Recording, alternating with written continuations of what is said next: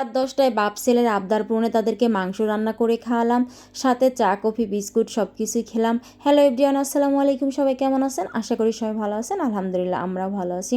রাত ১০টায় হঠাৎ করে অফিস থেকে এসে যখন বলে তার মাংস খেতে মন চাচ্ছে, তাই সে যেহেতু আবদার করেছে কোনো কিছু না ভেবে আমি মাংস ভিজিয়ে রেখেছি। মাংস ভিজে যেহেতু অনেকটাই দেরি হবে, রান্না করতে করতেও লেট হয়ে যাবে, তাই তাদেরকে আমি চা কফি দিয়েছি। আয়নের বাবা চা খাবে তাই তাকে চা দিয়েছি, আর আমি কফি নিয়েছি। দুধ কফিটা আমার শীতের দিনে খুবই ভালো লাগে। আমি এদিকে বিস্কুটতে ভিজিয়ে খাচ্ছিলাম। আমি যেহেতু কোনো কাপ না পেয়ে আয়নের কাপেই খাচ্ছি। এদিকে ছোটোবেলার মতো করে চা কাপ কফির ভিতরে বিস্কুট দিয়ে গুলিয়ে এভাবে বাচ্চাদের মতো খেয়ে নিচ্ছিলাম, যেটা আমার খুবই ভালো লাগে খেতে। এভাবে চা কফি খেতে খেতে আমাদের মাংসটা যেহেতু গলে গিয়েছে, সেজন্য আমি প্রেশারে দিয়েছি। অনেক রাত হয়ে গেছে। প্রেশারে মাংস দিয়ে আমি পেঁয়াজ আলু কেটে নিয়েছি। আর নতুন আলু দিয়ে গরু মাংস রান্না করলে যে এত মজা বলার মতো না। এদিকে ছেলের সাথে দুষ্টুমি করছিলাম। তুমি কি মাংস খাবা? আলু দিয়ে খাবা?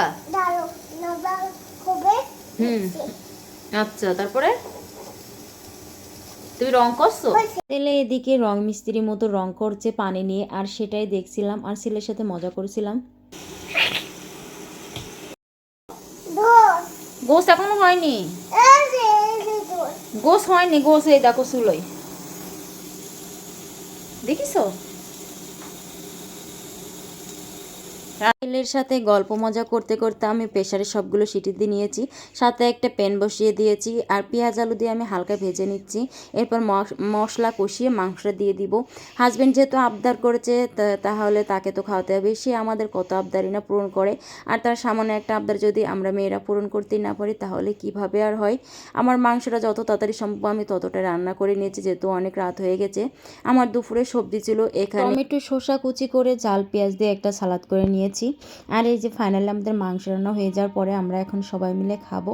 আমি আগে একটু সবজি দিয়ে খেয়ে নিয়েছি, তারপরে এখন মাংস দিয়ে ট্রাই করে বলবো আপনাদের সাথে কেমন হয়েছে, যেহেতু তাড়াহুড়া করে রান্না করেছি। আমার তো হাজব্যান্ডের আবদার পূরণ করতে ভালোই লাগে। জানি না কার কাছে ভালো লাগে, তবে যার যার কাছে ভালো লাগে এভাবে আবদার পূরণ করলে যখন তখন রাত 10টার দিকে মাংস রান্না করে খাওয়াতে, অবশ্যই কমেন্ট করে জানিয়ে যাবেন। মাশাআল্লাহ হাজব্যান্ড অনেক খুশি হয়েছে, মাংস রান্নার অনেক মজা হয়েছে, আমার কাছে অনেক ভালো লেগেছে। আর ভিডিওটা কেমন হয়েছে অবশ্যই সবাই কমেন্ট করে জানিয়ে যাবেন।